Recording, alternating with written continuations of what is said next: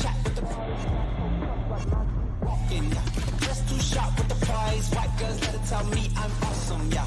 Hot like fire on the pan. If you wanna touch my please use caution. Cold like 0 degrees. I'm out the cage, gotta let out the beast. Revolutionary, gotta let out the streets. Locked in a cage, I'ma let out the sheets. We came for one more, forget my peace. We take the west side, take on the east. I'ma put them in the cage, never let out the. Yeah. I hear him chat to the noise, move too quick, can't stop for the talking. I hear him chat with the boys, not so tough, but mans keep walking, yeah. Just too sharp with the prize, white girls, let it tell me I'm awesome, yeah.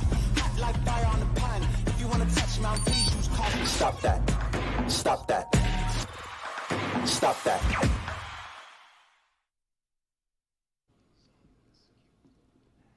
Genuinely thrilled to have a Miami Herald legend and icon in the building.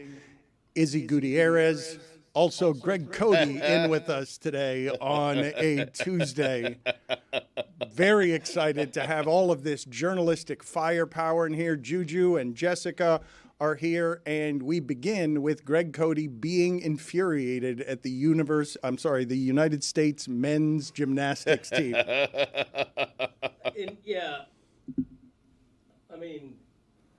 Microphone.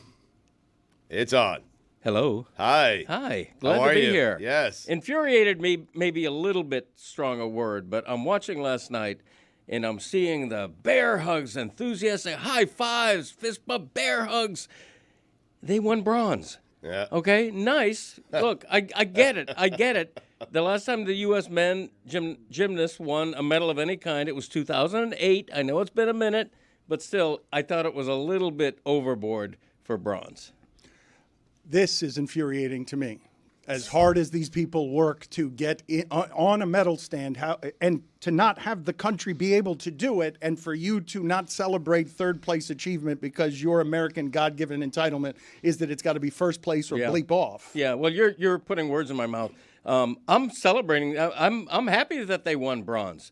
Okay. You know, I'm going to watch them on the medal stand. You should be happier, though. Just like you criticize their happiness for being too happy, right. You need to be happier about them winning bronze. I love you legislating how happy I should be about something. I love you legislating how happy they should be about something. Right. Greg, you are the king of nostalgia, right? What was the old address, 1440? Yeah. So still to is. me, Yeah. So to me, this hurts my heart to hear you say this, because this brings me back to when I was 7 years old in 1984. Man, I dated myself. 1984 with my sister, and we're watching Mary Lou Retton, and that was just a seminal moment for me as a sports fan. And this one yesterday, in the middle of the day, a bunch of kids out of school probably watching that. Like, that's one of those that might stick for a while, whether it's gold, silver, or bronze. The big difference is in 84, Mary Lou won the gold. The men's team won the gold. That's some of the best gymnastics we have ever seen, ever, all time. Also the best Olympic Games of all time.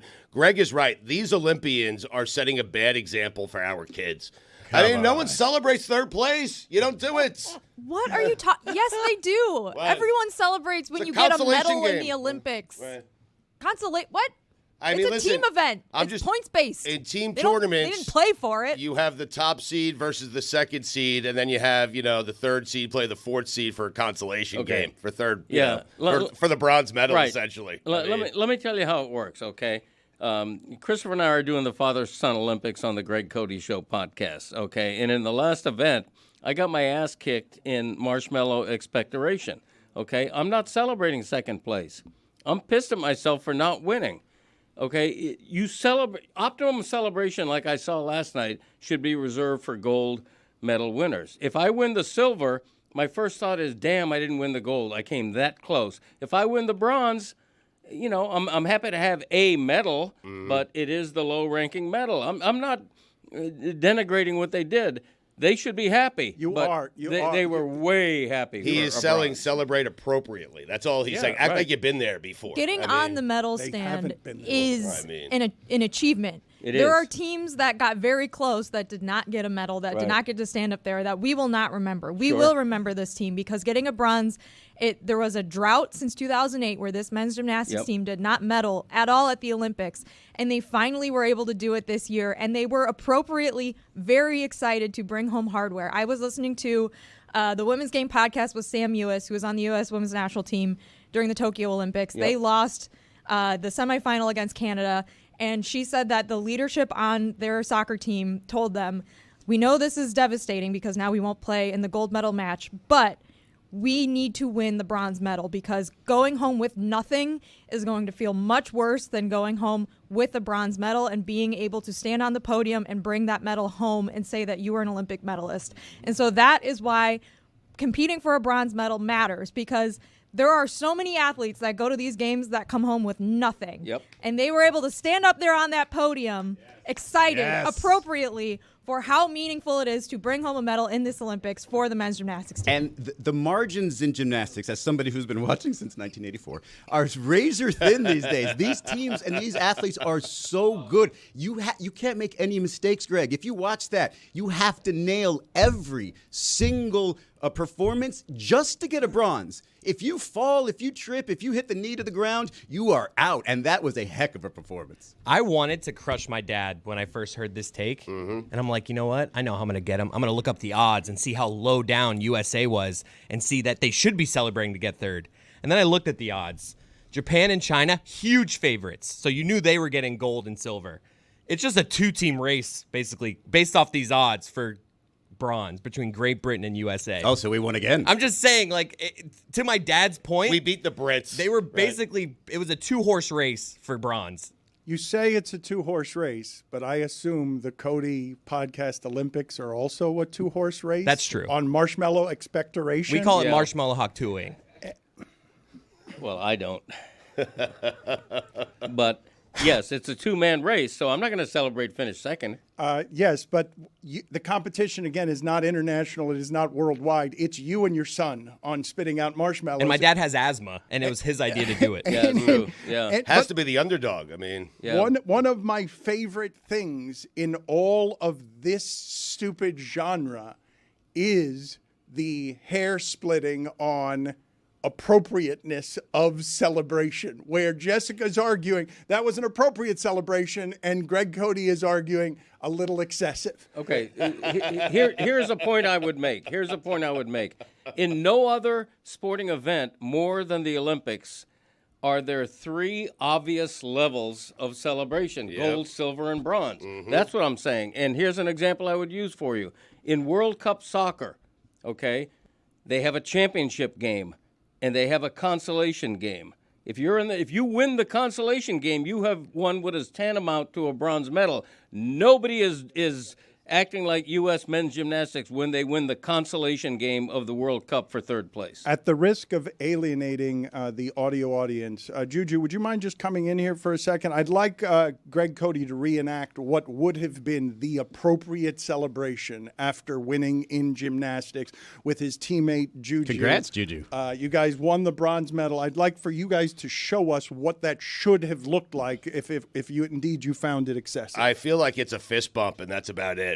Like, you can't hug each other. Just, a couple of fist bumps. Good job, good job. Let's go to the podium. Let's listen to Japan's national anthem. Here's what we're going to do. We're going to do a little high five, right? Okay. So Greg is walking up to Juju, gives a high five. It's a bit much. A Hug, I don't casual know. hug. And then we're going like this because, all right, we're happy. Yeah. We're just You chatting. disgust me. Right. Why do you guys even like sports? I mean, come on. Really?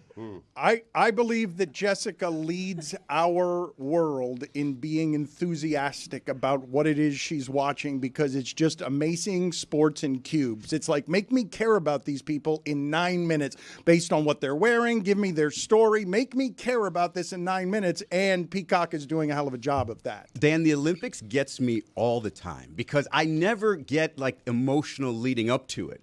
But when I'm watching, forget it. It brings me right back to my childhood. Yesterday, about 3 p.m., I was pacing in my living room, butterflies in my stomach, nervous as all get out. The women's volleyball team was against China. That's the last two gold medal winners. They were going to a fifth set. You've got the men's gymnastics team have to hit on every routine. And then you got the last guy, Billy Gill, with like a Jack Billy Gill over there. Steve Neterozic, Thank the you. pommel horse specialist, comes in, and it comes Jack down to Billy the Gill. last event, and he pommels the shit out of that horse. The definition of you had one job. This man was being like, they were looking looking at him. They were telling him exactly how long until his event, and he had to nail it. One job, he nailed it. The amount of pressure on these people, as somebody who can tell you, I've been in some circumstances recently just playing games with people where there's information that I know, and then the pressure is ratcheted up because we're just playing a game in front of 5 people, and all of a sudden my mind doesn't work as well as I know it should work. The fact that these people are competing at this level, caring this much about this, and they can't fold it up.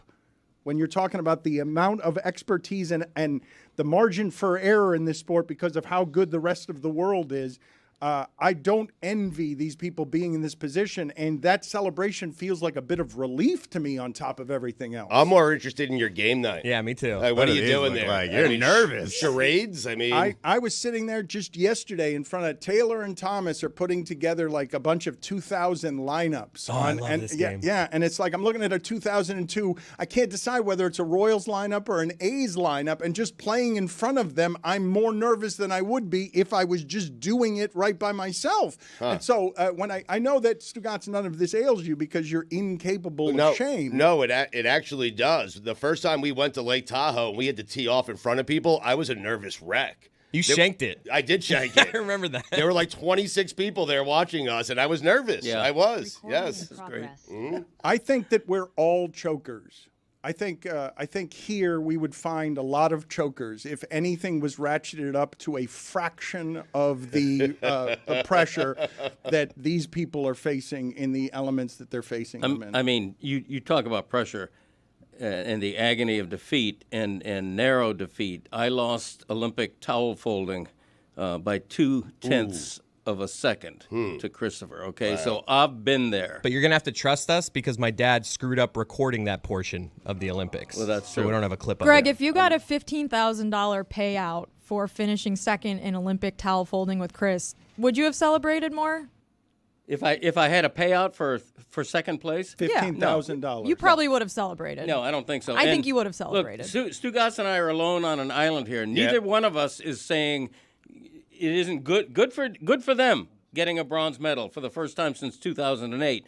But it ain't gold and it ain't silver, and the way they celebrated just seemed a little over the top for me. I think That's the all. way that Jessica looks at the two of you is what's happening in this room. I believe that Stugotz and Greg Cody, because of the amount of time they have spent around sports and in this industry, there's a bit of numbness around stuff in sports that feels good to people who really love sports. Like, you guys have been eating McDonald's fries for 50 years, So and you've good. been working at McDonald's for 50 years, and now you hate the McDonald's fries and everyone that eats them because you don't care about this the way that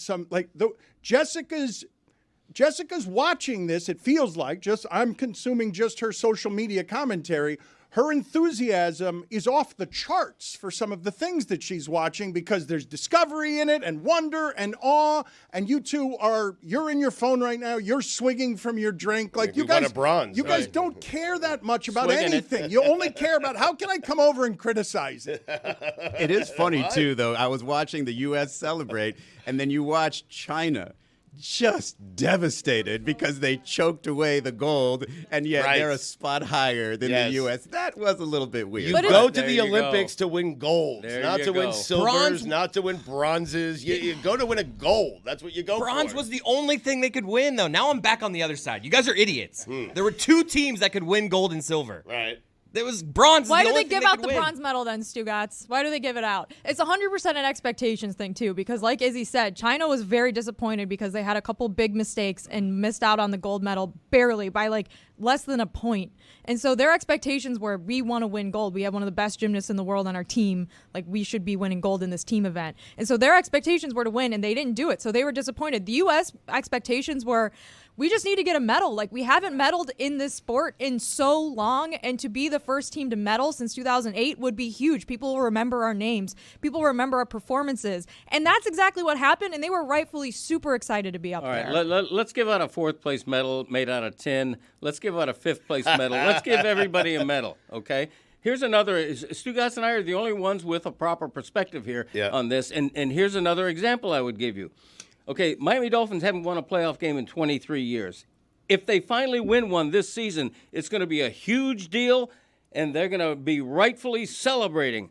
But it ain't the Super Bowl. Okay, you celebrate that. How are they going to celebrate the AFC Championship win? Just a casual handshake like you and Juju? No, they're going to be happier than winning the wild card playoff game. Right. But they're not going to be Super Bowl happy, and you don't steps of happiness. And you don't get gold happy by winning a bronze. That's all I'm saying. Yep. I think the important thing to remember here is that there are brothers on this team who will make a legacy now for their family. Some people be the first person from your family to graduate high school. I was the first person in my family to go to college. So this is going to be a monumental accomplishment for those brothers on the team. Their names are going to be in the history books now. They're celebrating that as well as the journey, all the broken toes, the broken ankles that it took to get here. Right. So I understand what you're saying, but this is different than the NFL. This is for your country, and they got to represent it. I think they should take pride in not meddling. I think they should take pride in just participating. Just being there, huh? Yeah.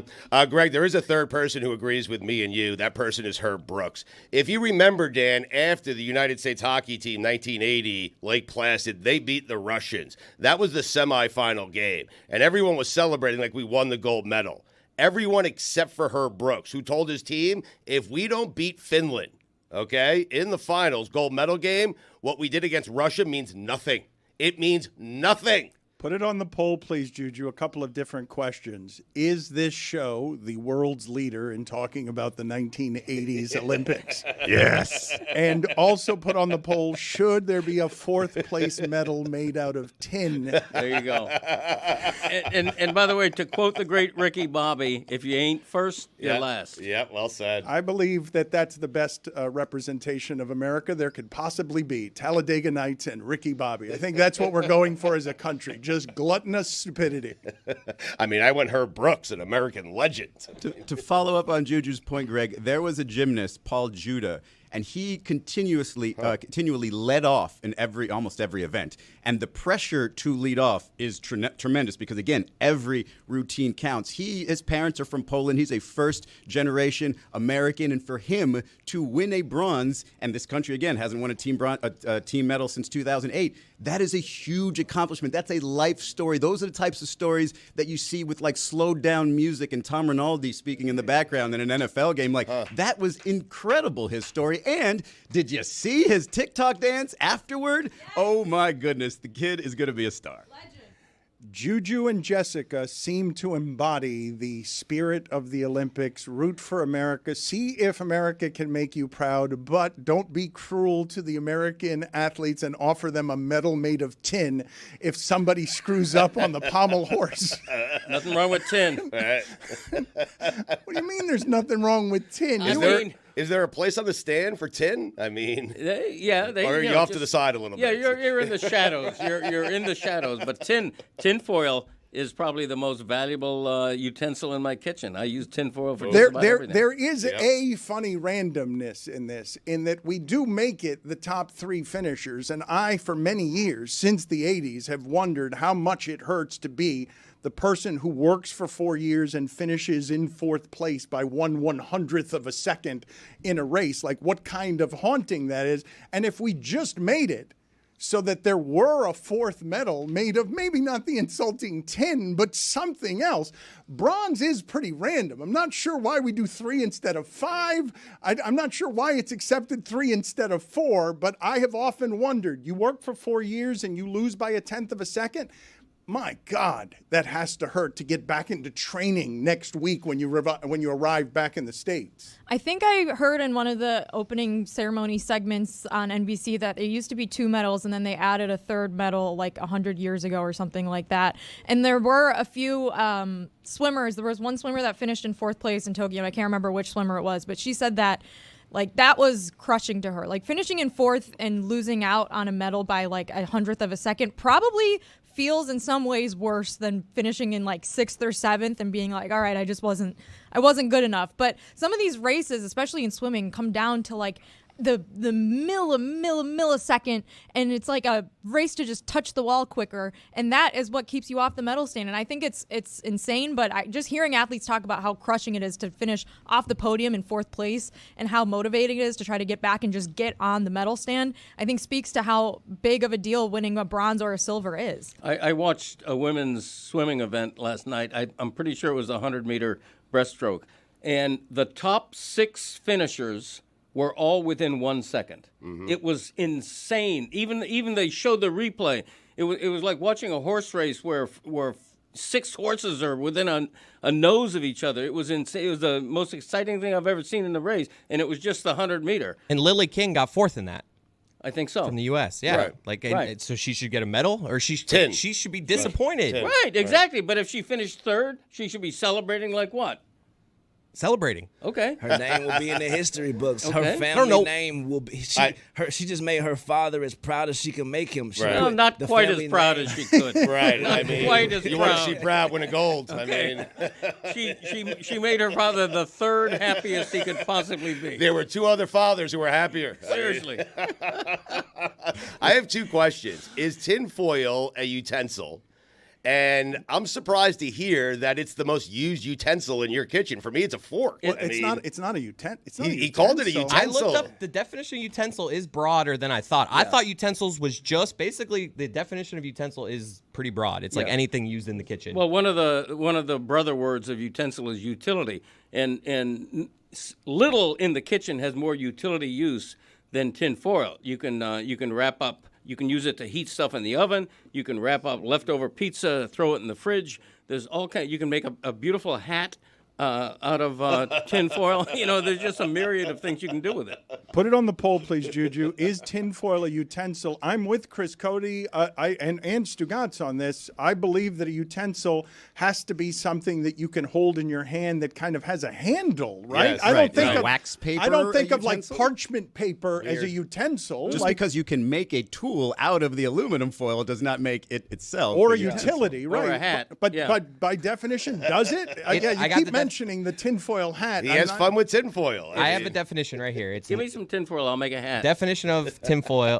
Tinfoil of utensil is an implement, instrument, or vessel used in a household or especially a kitchen. So Tupperware?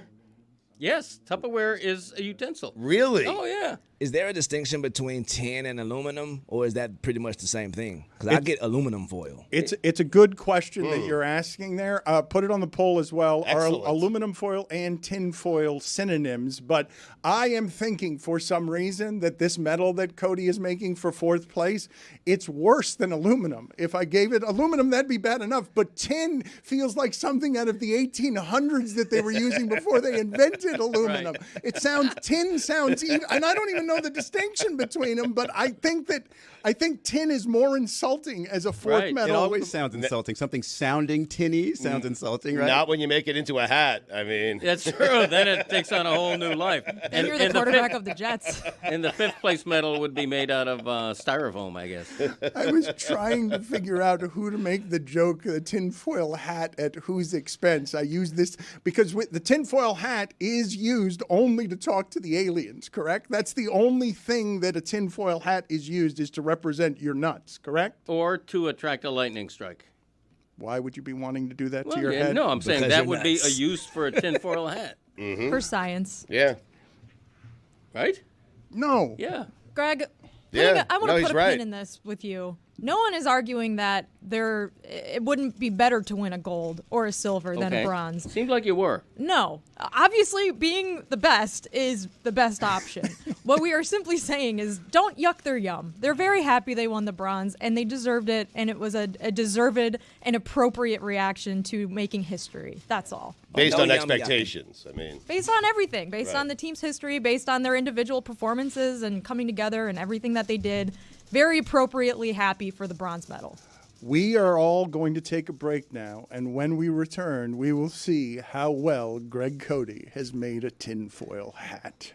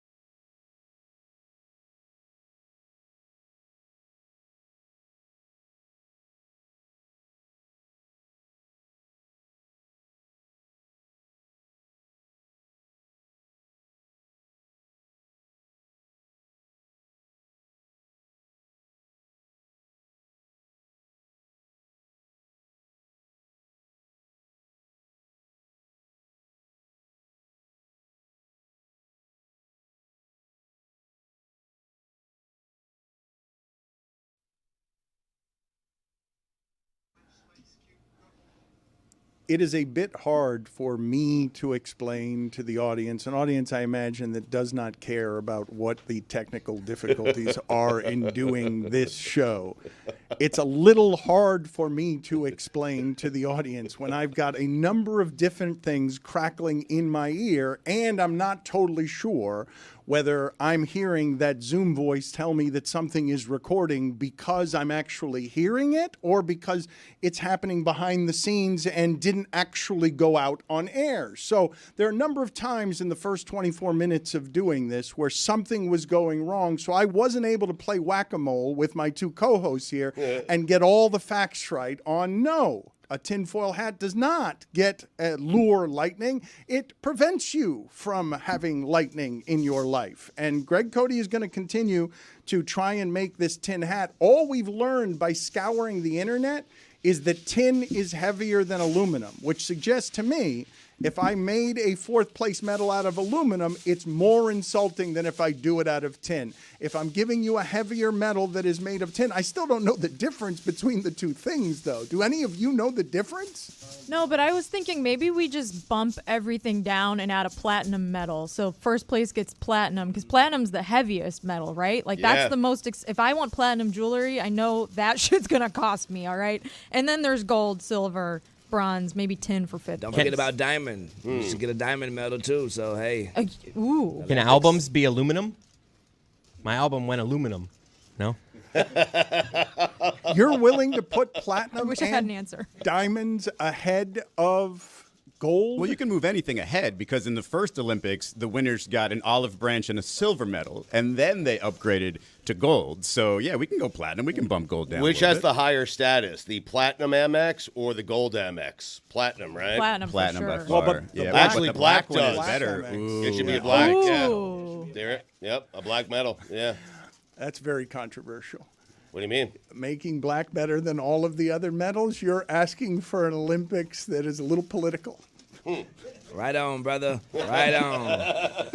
Greg Cody is very busy trying to make what Yeah, we can hear it. It's an unmistakable sound of aluminum foil being moved around. You can't do it silently. I mean, it's impossible. It is impossible. The worst, like late at night when you're trying to like get a thing of leftovers that's covered with some aluminum foil and you're trying to quietly open it so your wife doesn't hear it. There was a half second where I'm wondering what in the world are you doing with aluminum foil at 3 in the morning? You know what I'm doing, I brother. should have realized it right away. My fault. That is the lament of a fat man shame eating in the middle of the night. You're trying to Everything is so loud at night. No, you get like mad, the mic. you're You ever try to open a microwave door? Right. Every, That's the worst. yes, Yeah, it's so every loud. kid Right. who has ever snuck out and come back home with the munchies Yeah. knows how loud it is At to rustle noon, around. Yeah. You don't hear it. I can Yeah. open that microwave as hard as I want at noon. My but if it's at ankles. 1 a.m., Crack like nobody's business at 1 in the morning. Right. 1 p.m., silent. Everyone can hear it. You get mad, though, at your wife because you're like, hey, how about saran wrap? I mean, can I open this thing in silence? What's noisier? Put it on the poll, Juju, at Le Batard Show. The 3 a.m. aluminum or the 3 a.m. opening of the bag of chips? oh God, The worst. I just don't do that anymore. 'Cause it's embarrassing when the wife just pokes her head out of the door at 3 a.m. Like, what are you doing? It's that noisy. It's your rummage, your late night rummage. This has to do with the drinking, though, right? You have less grace late at night. Yeah, a lot of it. It has to do with a lot, Dan. There's a lot to unpack here. I'm a little bit of an overnight eater sometimes. I sleep in shut like up. 3 or 4 hour segments. The best part about it is when you sleep next to a snorer, you don't have to worry about knowing if they're awake or not. That's snoring. That's going to be asleep. I'm good. I got at least an hour. This is the saddest hat I've ever seen. I Bro, love got it. on a damn aluminum beret. It's not great. It's not a great look. You've spent Viva a la lot of Greg. time Yeah. working on the aluminum hat, and as a payoff, Just it's- molded it to your head. It's not. It doesn't Okay. look much like a hat. No, It it's doesn't stylish. look- It really is. I needed to use more tinfoil. Okay, if I have a second opportunity, it's going to be like this, but deeper and better. Okay, But you got plenty of time. You got another crack at it. Great, Go okay, ahead, because the sorry. first Leave that one effort- on while you work on it. I'm Yeah. not satisfied with that. Okay. It's a flat hat. It's not great. Again, at the risk of alienating the audio audience, I do want to go to some video here of our dangerous streets in Miami. Many of you have seen this. I wish that I had waited until right now to show this video to Jessica so that you could have heard the cackle that we heard before the show when she learned of this video for the first time. Our streets in Miami, as I've said, very dangerous, and this is right outside the Elsor. The viral video of a man at an intersection leaving his car, and while enraged because a woman threw some sort of drinking thing at him, he runs over to where she is, jumps up in the air, and karate chops her rearview mirror on the side of her car. It's very impressive. And it's unbelievable. I'm trying to reach this man because it is he is like a superhero. The fact that he knows he's going to destroy that rearview mirror. Did he know? He Because must it felt have. like he just jumped in the air and then decided what he was going to do then. Oh, it's so good. It's actually at the very beginning, you think oh no, this is not good. It's a guy attacking a lady, and you're like, oh my God, this is going to be bad. And then he just decides to atomic bomb elbow drop. Oh man, he must have hurt his wrist. Do you think he gets back in his car there and is just like, my wrist? There's definitely a bruise. It's probably a slight fracture. And now that woman is a worse driver because she does not have a side view mirror. I think the way that works, you get back in the car, you have the adrenaline going. You get back in the car, and 5 to 7 seconds later, you start looking at your wrist. You're like, ow, man. You start shaking Wait, it. I don't want to move away from this just yet. What I want to ask all of you, okay, is all of you, have any of you ever had the combination of rage and confidence to jump up in the air like Thor himself and bring down from the heavens a righteous confidence that is going to destroy a rearview mirror that you know is going to destroy it as you jump up, but you weren't sure whether you could destroy it without jumping up that way and having the full force momentum? I don't mean to be a wet blanket, but do that to a man in the car, is my opinion. Because I don't give a damn. This ain't funny to me. Bro, if that's my little sister in the car and a man walking up to the car at all, bro, you're getting self-defense. As soon as you take a step towards my car, self-defense. So you do this shit to a lady, bro, that's embarrassing. I don't like this, bro. Don't have this brother on the show with me on the show because that's embarrassing. That's a lady, man. Come on, I don't give a damn about no mirror. You better watch your ass out, bro. Juju, you're right, but I think if you roll back the video from the beginning, I think the lady threw something. Yeah, but I don't give a damn. That's a lady. Right. That's a lady. Right. That's a lady. That's hard stop. Well, That's a isn't lady. every car a she, really? Hard stop. I don't think it matters. I get what you're saying, Juju, but it shouldn't even matter who's in the car. This is an absurd overreaction to someone throwing a styrofoam cup at you. I wish somebody would do my girl car like that. Boy, you're getting bushed on camera, on film. At the risk of discarding the wet blanket and still just isolating the performance after the inappropriateness of the level of the rage. Let's say this person isn't doing it to a woman, isn't doing it to anybody. He's just jumping up in the air in a way. I want to freeze frame him in the air. It's a self-driving car, Dan. That's right. It's a Tesla. Thank you. Then he might be justified because those things suck. That thing might explode. One of our self-driving cars might explode and actually win the fight. The absurdity of this reaction, since we're spending the entirety of the first hour of this show gauging whether emotions on people winning bronze medals run too high or whether they run too high here in the street. Juju, of course you are right that the reaction to that should not be that.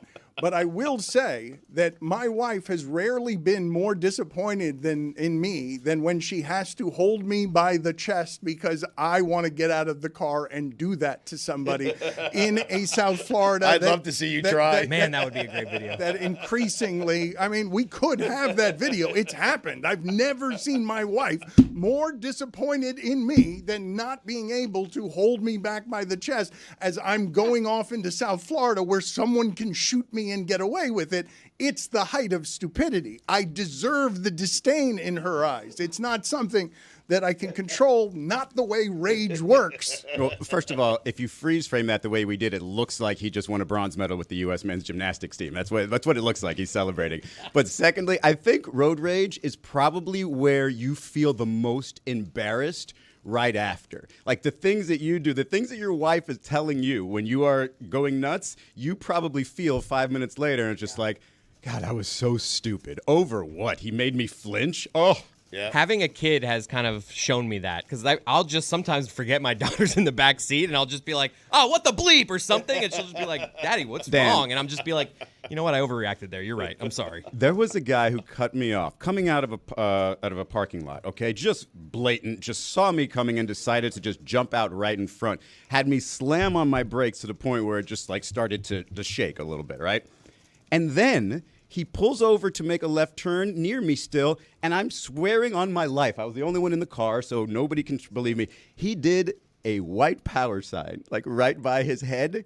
I nearly lost my mind. Like, you want to talk about normal road rage? I followed this dude for 2 miles, and I stood next to him staring at him for every single light until he was man enough to turn and look at me. Never looked at me. It was a mile in, and I was already embarrassed, but I continued. And by the end, I just failed because he ran a red light, and I wasn't willing to. Oh, okay. That's what I'm saying, bro. You never know who you're dealing with out here in these streets, bro. You run around karate chopping cars, bro. I would have caught you midair. I'm not gonna play with you, bro. I got heat for people like you, cuz. Like you did, like you're not finna run up on a car that I'm in. Like that's 100% goofy, man. Like, but if you do, we should not celebrate this brother at all. Boo this man when you see him, ladies and gentlemen of the audience. I'm just laughing. I mean, can I laugh at it? I mean, the stubborn pride of masculinity is a special kind of stupidity to behold. And when you know you're in it, when you're in your rage and you cannot control it, because I ate the middle finger the guy gave me. It's when he started cursing me under his breath, but loud enough for me to hear that that my wife. It was go time. Well, it's stupid. I'm not bragging about it. It's really dumb. It's an ignorant thing to do.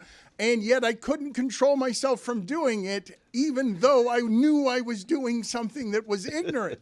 Rage bypassing ignorance consciously is a bit of a mind bleep. Yeah, it's one of the easiest things to me to sort of let go of. And the thing that makes people that have road rage the angriest is when you just smile or laugh at them. They get so angry when you do that. It seems like it just ratchets up a little bit more. What is going on with this hat? How are you feeling, Greg, now? Speak into the microphone. We've lost you for 2 segments with this stupid hat idea, and I don't think we're going to get a payoff. It doesn't seem like there's going to be a payoff of any kind. Looks a lot like the first hat so far. No, this will properly fit my This is my the new dome. and improved Dan Le Batard Show with the Stugotz. Gamble on by DraftKings.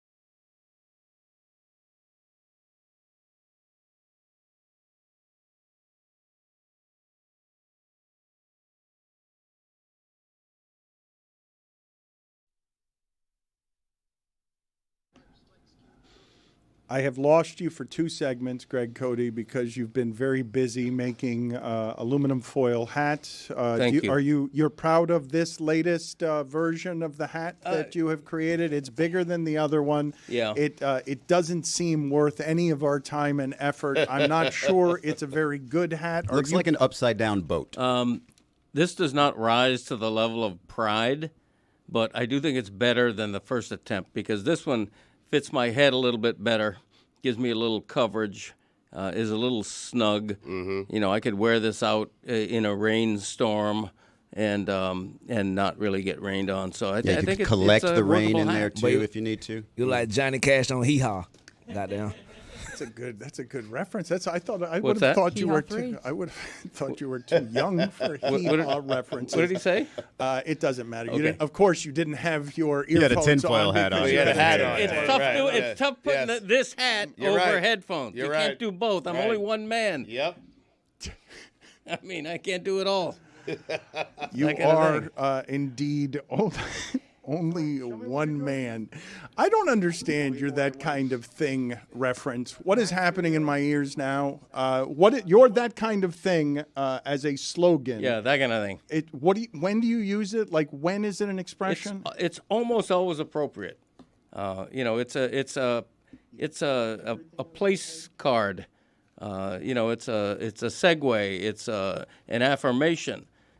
You know, no matter what somebody says to me, I'll go, yeah, that kind of thing. Mm-hmm. You know, I'm agreeing with them. I'm giving them affirmation. It's a throwaway, though. It It's doesn't. a utility phrase. It That's does, what it is. It does Yes. seem like it's the Thank you. aluminum of his phrases. It's the aluminum foil of phrases, and it's got to be said quickly as one word, that kind of thing. I want to know more about these Family Olympics on the Greg Cody Show featuring Greg Cody. Yeah, Chris, can you tell me more about what is happening there? Because you said you have marshmallow expectoration, Yep. you have towel folding.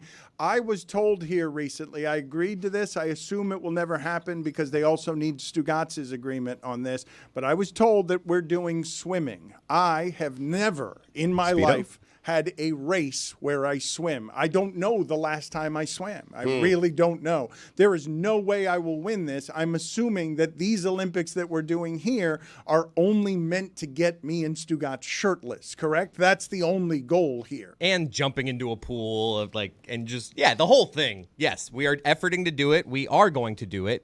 And it's going to be later in the Olympics. We're kind of building up to it, Dano. What do you mean you don't know the last time you swam? No, raced, like he's saying. race. Oh, a race. A race, Oh, yes. okay.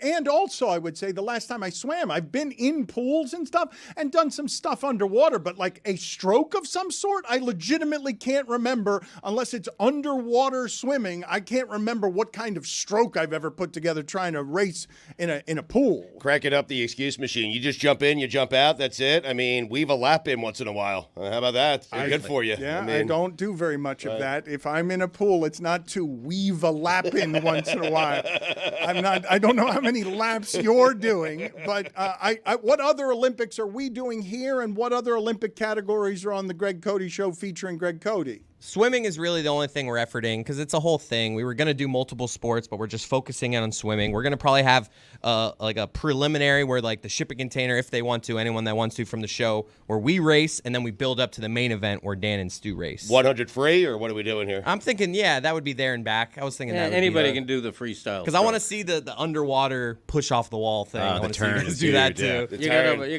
turn's the butterfly key. it. Yeah. Two Americas, ladies and gentlemen. I don't want to mean to fit the stereotype, but I wish we had any more activities other than aquatics.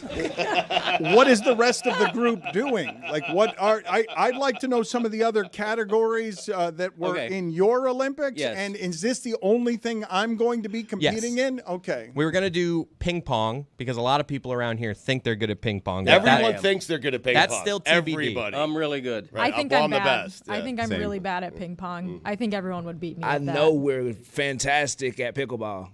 I know that for a fact. that should be in the I Olympics. want to play pickleball. No, I would take them. Do you know that you're great at pickleball, or you just know that Roy's not great at pickleball? No, I know me and Jessica are the phenomenal team that we are. Okay. champions. How about I would like to find the video, please, and the audio of Anthony Edwards and his interactions with the table tennis team, because he also believes he is exceptional at table tennis, and you can believe you're exceptional at table tennis, and I will tell you, you're not Olympic exceptional at table tennis. If you think you are Olympic exceptional at table tennis, you clearly have not been watching any Olympic table tennis. None of you would win a single point against any of the people competing at the highest level of Olympic table tennis. I'd get a point. Not I mean, a come point. on. Not a point. Not a point. You have them beating me 21-0? Yes. Absolutely. Get outta Have you here. seen how they hold the paddle when they serve? They're great. Scary. They're talented. I understand that. But a point? You're going to hit a shot out every now and again. No. No. I don't think you could return a table tennis serve. The way they hold I can't even fathom the physics of it. I return the serve of a professional tennis player. Anthony Edwards over here. Stugotz, you did with a cigarette. I did. Right. Even I more remember impressive. that. Yeah, Right. With I a think I did too. I got a racket It on. was after like 50 tries. With a cigarette, you did return a single serve from a professional tennis player. You did.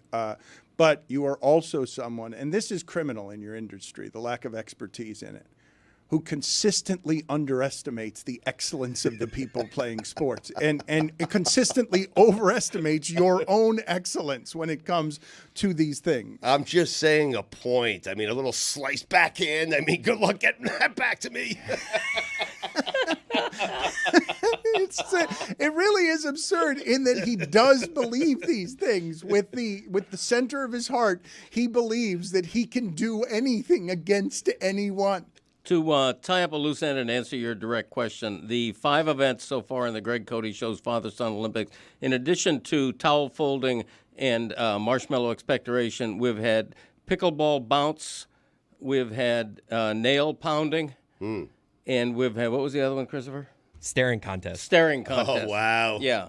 And so On a podcast. Yeah, right. On Zoom. Yes, that's right. What is pickleball bounce? It's where you take a pickleball paddle and a pickleball and see how many times you can bounce it to at least eye level without missing. And Did Chris's daughter come up with these games?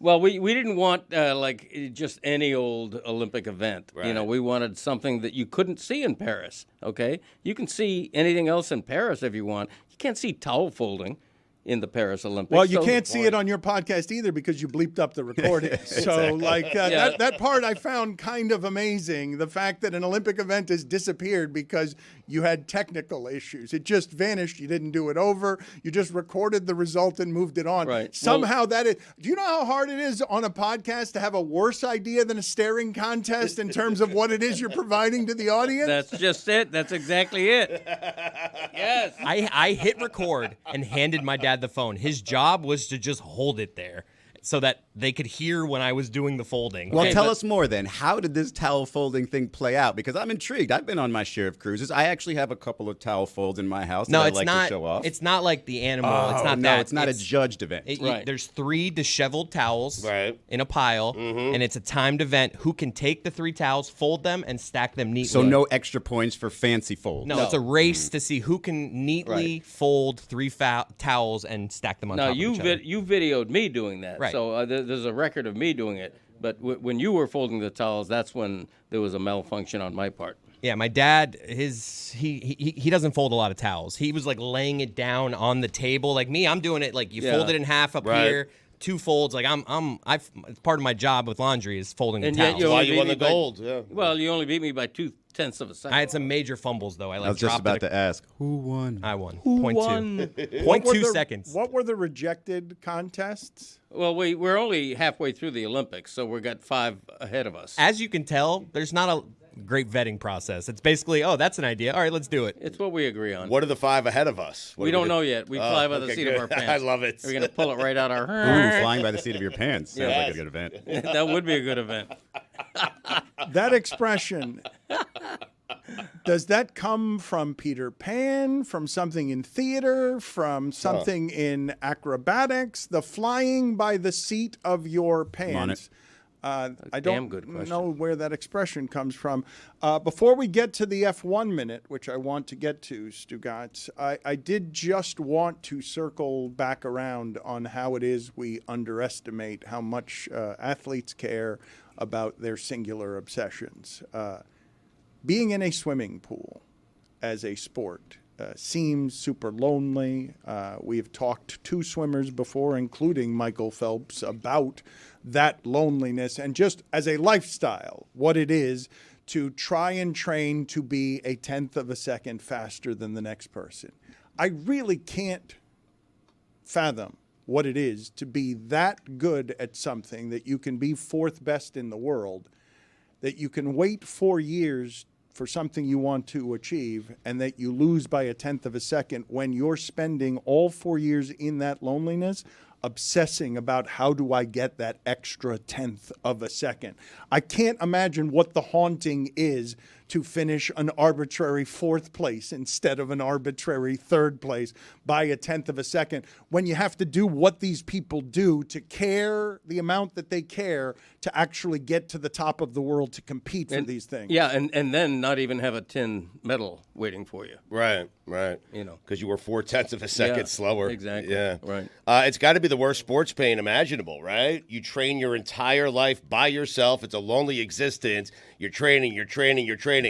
And someone else in another part of the world is also training, and that person is 1/10 of a second better than you are at swimming. I mean, that's got to be a lonely feeling, a sad feeling. This is why they say during the opening ceremony for a lot of the athletes, like, this is your moment, because you might not get a moment of glory playing your sport. You might not even make it out of like the first heat to qualify to race in the final or whatever your sport is.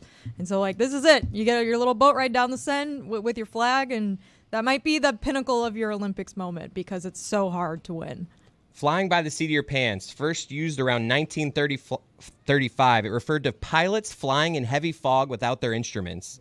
They learned to tell whether they were flying right side up by pressure against their parachute packs. Wow. Basically, I have it as with the seat being the largest point of contact between the pilot and the plane. It was from the seat of his or her pants that the pilot could feel how the airplane was reacting to his or her controls. So it has nothing to do with the actual pants and everything to do with your ass. Okay. It's unbelievable. I thought it was Peter Pan. It's Peter Pants.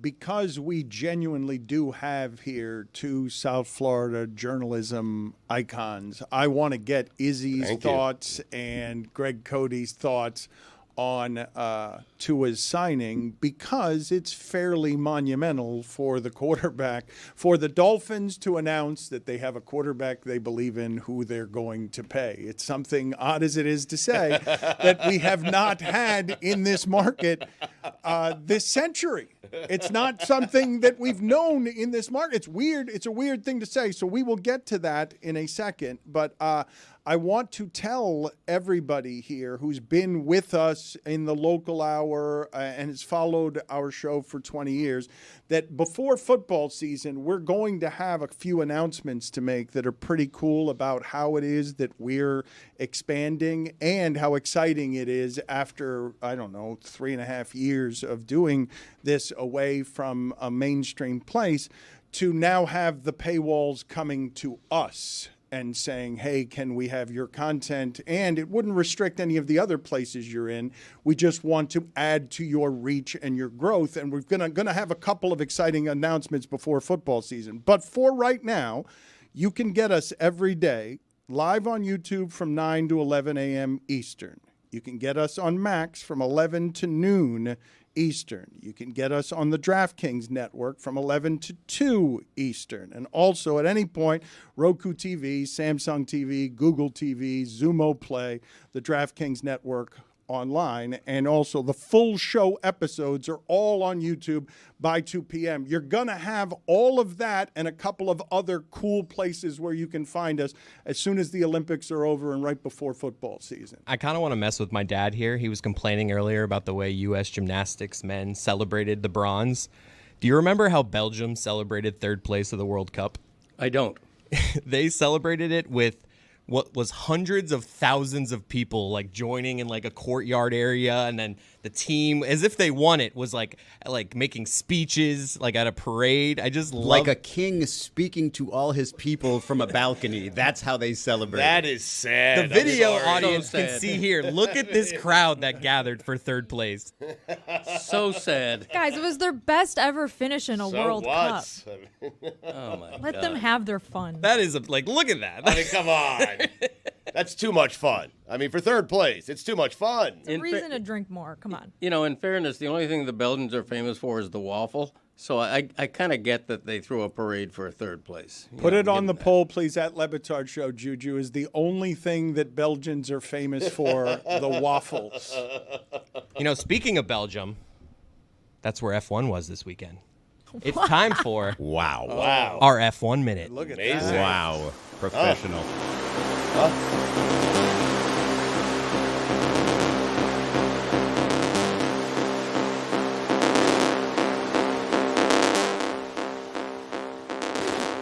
Brought to you by Andretti Cadillac.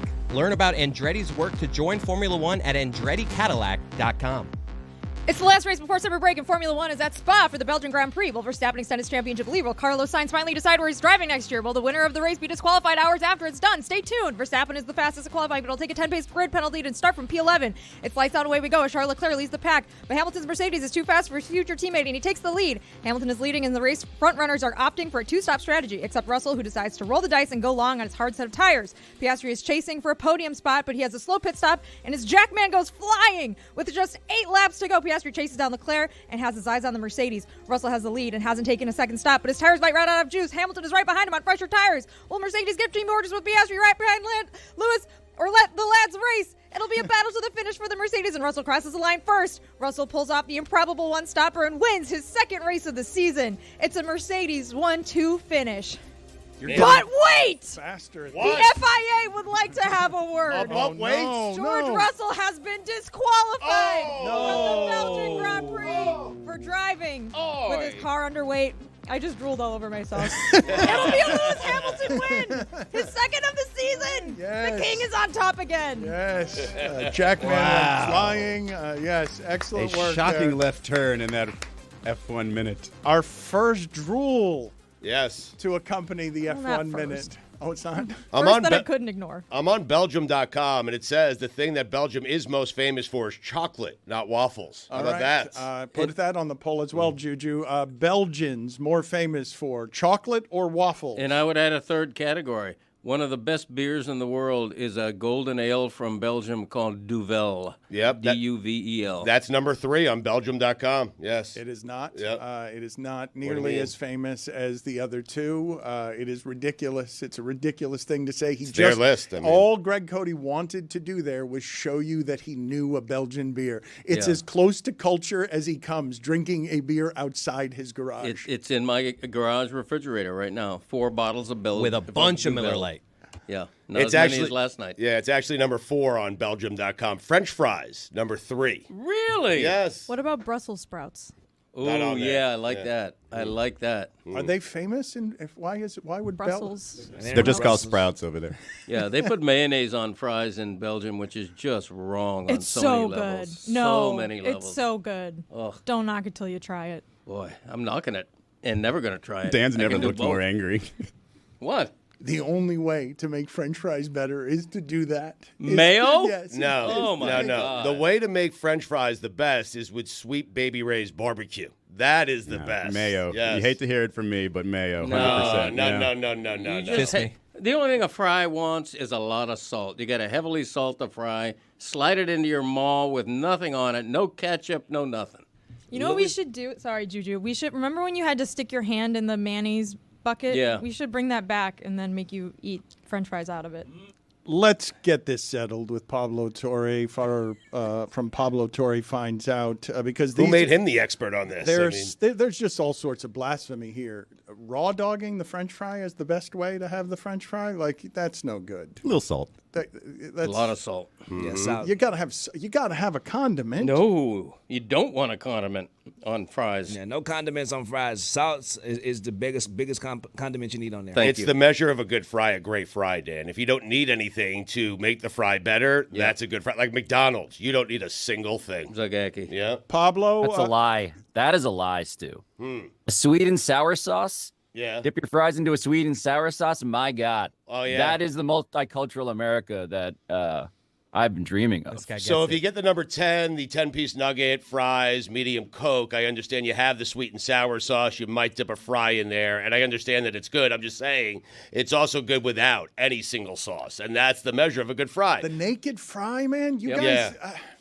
Yeah. You need That's how you something. watch your figure as well. You pick up all those empty calories, putting all the ketchup and honey mustard. Oh. What did Pablo say? Sweet and sour. Sweet and Come sour. on, man. Get in the gym. Get healthy. Get some abs. Is a salted fry naked? Yeah, I think so. Put that on the poll as well, Juju. Is the salted French fry naked? It's like pizza. A plain slice determines whether or not pizza is good. If you need to add pepperoni, sausage, meatball, ham, meat lovers, I love a good meat lovers. But if you need to add those things, not a good slice of pizza. That's fair. Thank That's you. fair. What do you mean it's fair to say the French fry's not any good if you put ketchup on it? That's Yeah. what you're saying. Ketchup is the enemy of the French fry. Of a good French fry. That's Yes. asinine. Right. You've never said an anything. enhancer. You've Yeah. never said anything more ridiculous in your life. I almost word association ketchup with French I fries. know. Like So it's- does most of everybody. It's ridiculous. Ketchup and mayo is worse, but mayo and fries is worse. But ketchup and fries, it's the go-to for so many people. They don't even think before they eat. How are you so comfortable dismissing the opinions of others when you are totally ignorant on a subject? Like, I've never tried mayonnaise with my French fries. However, it is stupid and Right. it can't be good. Like, how is Here's it the that you're answer. so comfortable in that ignorance? Okay, the answer is that I know very well Yeah. mayonnaise. I know it very well. I know this. Mayonnaise is great on a turkey sandwich, not as good on a ham sandwich. There are certain facts about eating, about the kitchen, about culinary skills, and so I don't have to try a French fry with mayonnaise to know that it would be a ghastly fit. You definitely want to let the ham speak for itself, right? Ham and mustard Yeah. are good partners. No doubt. Yeah. But not so much ham and mayonnaise for some reason. I can't really explain it, but I know it. Yeah. Apologize, Dan. I mean, What's the last time you remember a combination of foods, Greg, that you hadn't tried before that you ended up liking? Oh, he's not a trier of learning. Oh, no. Oh, yeah, no. You've ceased. You have given up on learning. I'm Don't very tell me you haven't. experimental in the kitchen. Greg, you as a grown man, Baby. We heard that already. From him. Utensil. That was from him. He Right. said that on air. He was not saying that to just you. Baby. Double baby's okay, Dad. Yeah, damn right it is. Baby. Triples is Thank best. you. Let's all say it. Baby. Yeah. Greg did mention, by the way, sliding a fry into your maw recently. Just wanted to flag that as well. Thank you. Thing. He's been using maw as a word comedically since I've known him. Yeah. Since he doesn't use mouth. He uses maw more than mouth. Usually gaping maw. Yes, but he is right about this. Mustard is reserved for bologna, salami, ham. It is not reserved for turkey. You go mayo with turkey, maybe Thousand Island with roast beef. I mean, it's up to you on roast beef. I don't agree with anything you guys are saying. Like No, literally Mustard not a syllable. Mustard likes the pink meats. Right. 2 words. That's definitely a Greg Cody saying Put that it on Chris the picked poll, up somewhere. please. Put it on the poll. Mustard likes Right. the big, the pink meats. Well, Cody did do that. A fry likes The a gaping certain maws. amount of salt. Right. Yes, and turkey loves mayonnaise. They're like this. Oh, yes. Louisiana hot sauce, ladies and gentlemen. That shit tastes good on everything. You're not lying. I mean, Louisiana, there's so many hot sauces now, right? Everybody has one. Louisiana hot sauce is Sounds like a back in my some of day. the best. Yeah, it could be. When are we getting our next Back in My Day? Right after the Olympics. Yeah. Olympics? Yep. Yeah, of course. These Olympics? No, the ones in 4 years. No, we're eventually. Like my friend Stephen King says, everything is eventual. Pablo, your obsession with fencing, it inspired a weird Olympic sports draft around here. I believe we have some more assignments now. Tony has canoe slalom and artistic swimming. We'll get to that when Tony gets back. I think Chris and Jess are fighting over beach volleyball. Who ended up wrestling that away? All right, Jessica's going to give us a beach volleyball update in a second. What sport do you have, Greg? I have equestrian plus the West African nation of Côte d'Ivoire. Well, that's not one of the... Okay. You Then just drafted I'll a keep it to nation? myself. It doesn't have to do it. I mean, Well, they, listen, the Ivory Coast changed its name in 1986 and became a country named in my honor. So if Well, you don't don't give think it all away, Greg. If you don't think I'm willing to talk up that country and get all behind it once every 4 But I years, asked you you're which wrong. sport you drafted. Equestrian. Told you, yeah. Equestrian. Yeah, but then you gave me a country. Yeah, All the you sports know, from that do- thing, right? in I case do you need it. more. I do more than I'm asked to do. Yeah. Okay, that's my nature. I want to draft a country. That's not fair. Well, you got one named Jessica? No, I got one named Coat. Yep. So how many back in my days do Cocaine. you have then if you do more than what's asked of you? I'll have one eventually. Got it. You know, I've cataloged them. I've done hundreds. In fact, I got a Back in My Day book coming out fairly soon, like late August, September, October, somewhere around there. GregCodyBook.com? Yeah, so we're Yeah. really excited about that. Yeah, thank you.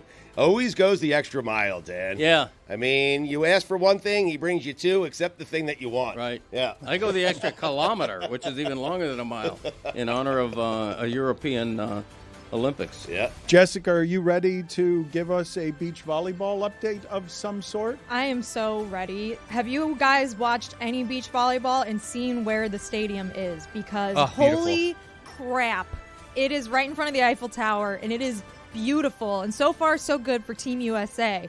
But I thought the biggest revelation so far from USA beach volleyball, Chase Budinger, who used to play in the NBA, is now a beach volleyball player in this Olympics. Wow. He's 36 years old. He played in the NBA for 7 or 8 seasons. He's 6'7", and he won his first match against France, who's very good. They won, I think, the last 3 international beach volleyball tournaments. So they beat them yesterday. His partner's name is Evans. I can't remember his first name. Miles Evans, I think, something like that. This is your area of expertise. I know, and I You completely have forgot to know write the down his first names. name. Yes. Bob Evans. Bob Evans, exactly. Again, with the waffles. Like Kid Rock, yeah. And then Bob. Team USA women's beach volleyball. Everyone knows, of course, the legendary Misty May. Where'd my music bed go? Come on. Come on. Misty Come May on, Chris and Cody. Carrie Walsh. They're no longer in the Olympics, but we have 2 women's beach volleyball teams that have won their opening matches that are very good. So stay tuned for more. It's still group play. So nothing, no elimination games yet. We're still in it. We're still doing well. And indoor volleyball also is sick. and we lost to China in women's, but they're still very good. Miles Evans. I wonder, thank that's you, right. not Bob Evans, I Miles said Miles. Evans. We also said that the kilometer is longer Kilometers, than miles, Evans. And I don't think they are. Is it shorter? I think they're shorter. Yeah, I than knew it was miles. one or the other. Right, had to be. He's right. Yep. He is right about that. Pablo, do you have any fencing updates for us? I drafted a new sport for this draft, actually, and the sport is diving. And I want to bring this to your attention because maybe on the internet you guys saw a video of what has been the most viral Olympic diving moment. And I want to play that for you guys if the video team has got enough time for me The filibustering. guy who landed on his back? So this is... Spoilers, Dan. Oh my God! I've got to tell the audio audience what is happening. I think they've seen this. It's the guy that does he jumps off the board, does about 4 or 5 flips, and then backflops into the water. So this is the Philippines, unfortunately for you, boy. And this is that man going full Amin Al Hassan in a pool. It's been viewed tens of millions of times. At the end of the video, also, if we ever get to it, you can see him just sort of like sadly high-fiving his teammate on the side. The reason I bring this up, though, because it is the most viral Olympic moment, allegedly. What I found out is that this is not from this Olympics, okay? Can we stop making fun of the Philippines? This is the 2015 Southeast Asian Games, and my homeland has been answering for this every Olympics since. They did it in Rio. It wasn't in Rio. They're doing it in Paris. It's not in Paris. It's just that one dude in Singapore 9 years ago. Can we please move on? I agree with you, Pablo. People need to stop trying to fake everyone into thinking something just happened in these Olympics. That's from years ago. This happened yesterday with Diana Taurasi. A picture of her was going viral with a player from, I think, Japan that was much shorter than her. And I'm pretty sure that picture was from the Tokyo Olympics. But they played Japan yesterday, so it was like going re-viral again. Confusing everyone. Because no one knows anything about the Olympics, everything is new. And so everything is happening right now. There are a million Olympics and non-Olympics happening in this Olympics, which is cool. I love the Olympics, except it's not the Olympics. It is delightful the way these things happen now to everybody instead of just me, because I am so scared about what my 80s are going to be like Dan, when I'm looking at something that I think is now and they're going to tell me, nope, that was 1989 and it's artificial intelligence. I was fully convinced that had happened now at 3 straight Olympics, that it was just a different person who just belly flopped The guy differently. just can't get it right. It's like Jason Derulo falling up the stairs at the Met Gala. Every freaking year we see it again, and people fall for it every time. Pablo, you are ashamed on behalf of your people? I'm ashamed on behalf of my people in America who don't have the literacy to know when there's a chyron that says 2015 Southeast Asian Games and think it's still the Olympics. That said, shout out to John Elmerson Fabriga, by the way, that's the other funny part about this. You think that guy made the Olympics, guys? Really? You're like, oh, that guy did that in the Olympics. That screams obscure regional Asian diving championship. It does not say greatest in the world, but I appreciate the credit, I guess, on behalf of my people. Greg, your equestrian update. You are feeling, do we still have enough music bed there for Greg Cody? This is very cheap music we've gotten. I love it. It's so dramatic.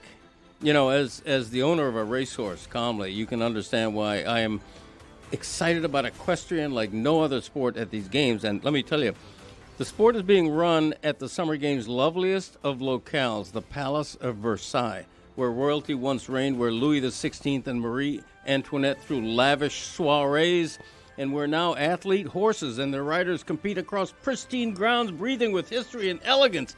Controversy shook the sport on the eve of the games, however, when British dressage star Charlotte Dujardin, thrice a winner of gold, withdrew in shame from this Olympiad in scandal when a 4-year-old video surfaced of her not landing on her back in a pool, but whipping a horse during a coaching session.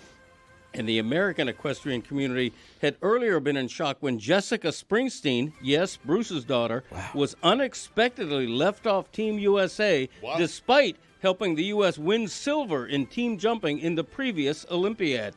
4 of 6 medal events are yet to be determined in Paris. Gold thus far has only been awarded in individual team eventing. which combines dressage and jumping with cross-country across a grueling 500-meter course of natural and designed obstacles.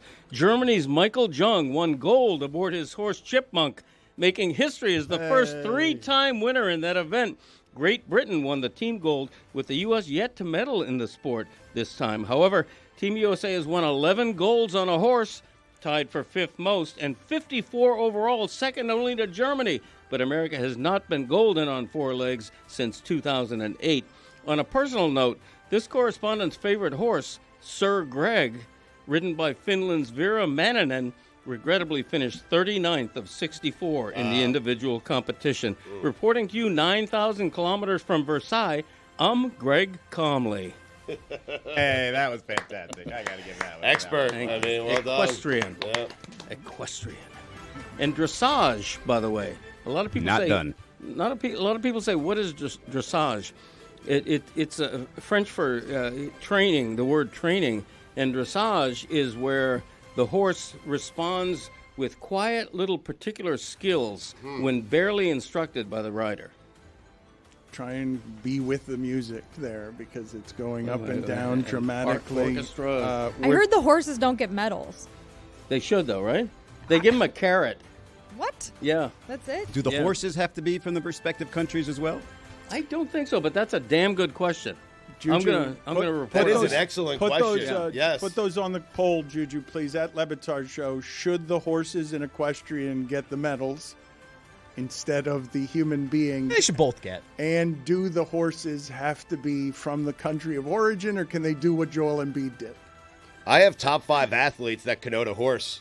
Oh, do you really? I do, yeah. All right. Juju, are you updated on your water polo information? Are you ready to go on water polo? Just as soon as I get these 2 polls consecutively back to back, you All just right, told me to all do. right, And smoke marijuana. All right, we'll filibuster here Can't with do everything. Just with, one man. With Stugotz's top 5 athletes who connote horses. OLI or number 5? Yeah, I have 2 OLIs. Charlie Huff. That's absurd. Oh, Greg loves that one That's because he came up with it. It's asinine. Joe Buck. OLI, number 5. Colt McCoy. Number 4. Rocky Balboa. The Italian Stallion. Number 3. Michael Gallup. Perfect. Number 2. Trot Nixon. It's a good list. That's a good one. Number 1. Nay Hilario. He just goes by Nene now. It's a good list. Thought he was just gonna have like a horse, like Justin Verlander. Adam Wainwright. I have two Caballo. suggestions. One, Jurgen Klopp. Oh, Klopp's good. Ooh, that's Klopp. good. That's Yeah. good. Yeah. Two, Klopp. Clyde Frazier. Oh, wow. It's his list. Yeah. I mean, make one. Go ahead. Pablo, what is on the latest Pablo Torre finds out that you are here selling us? Left out Kenny Mayne. Pablo? I'm just impressed by this list, honestly. Today's episode is about a 44-year-old state legislator in Ohio who had not pitched for a baseball team, a pro baseball team called the Sioux City Explorers in 17 years until he got a call one day that he needed to suit up within a period of hours. And this dude, J.D. Schulten, the 44-year-old in question, proceeded to win the game, have the game of his life, is now one of the best starters in this independent minor league in the Midwest. And he's also, again, a sitting state legislator in Iowa who happens to be, I believe, this is my argument, the JD that American politics needs right now. Not JD Vance, JD Schulten, who is anti-monopoly, an actual grassroots politician who says all the things that we need because he's a guy making $1,400 a month playing minor league baseball and is awesome at it, again, at age 44 after not pitching for this team in 17 years. So please go listen to why this man should be listened to. Bronco Mendenhall. Oh, wow. That's a good one. That was good. That's very strong. The idea that Hilario doesn't use Hilario anymore and you could have just gone nay. I know. Oh, I mean, that's Connor my Stallions! list. Yeah. Connor Stallions. Man. He's got a I have the documentary. Italian Stallion. I mean- Connor Stallions has a documentary coming out on Netflix. The Italian Stallion was the name of the stripper at my grandma's 50th. Hold on. I need to hear more about this. Baby! Was he actually born in We're out Italy? of time. Yeah, it's too bad. 11-3. USA lost. Water polo. I know I can't talk, but Pablo.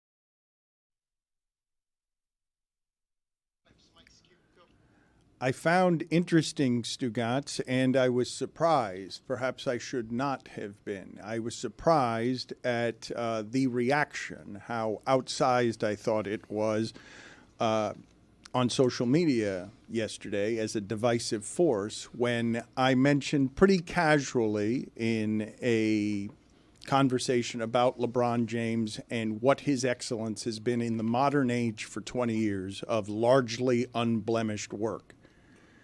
I called him today's Ali, and a lot of people really objected to that, which I understand. It's a bit of a rhetorical trick, right? It's impossible to be Ali today.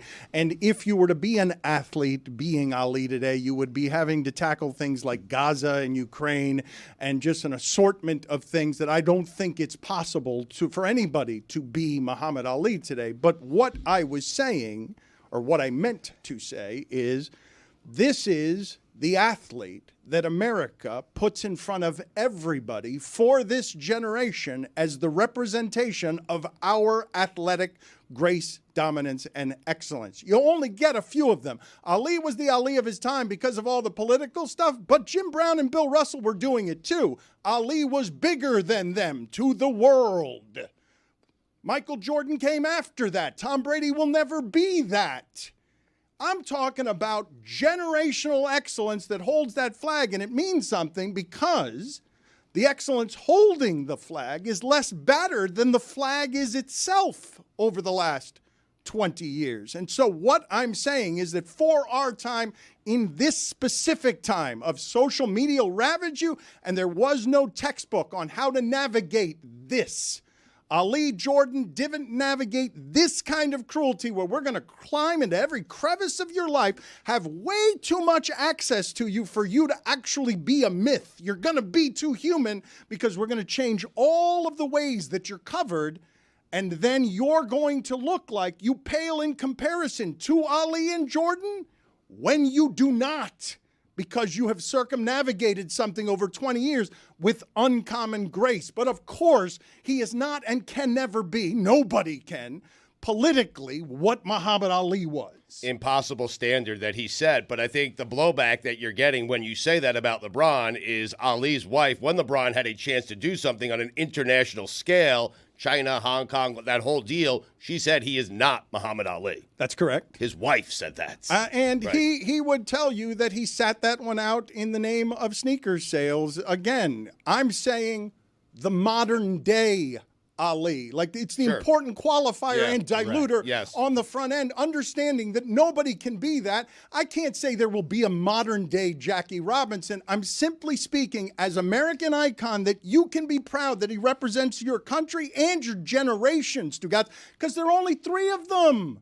There are only 3 of them ever. And what I'm saying is he gets the bronze medal in that class. And it's something that should be celebrated instead of disgraced. Dan, I had the same reaction as some of these folks on social media had. When you said that, it was like, ooh, because you can't, like you said, you can't match up their experiences to that they're reacting from, right? Muhammad Ali went through all this stuff growing up. He experienced these things. He turned to, the Nation of Islam. He taught the teachings of all these things. And LeBron can only do so much as he experienced, can only respond to what he experienced. And I think he is doing that with the schools, with, bringing these young people into probably situations that they couldn't have if they were left to their own devices.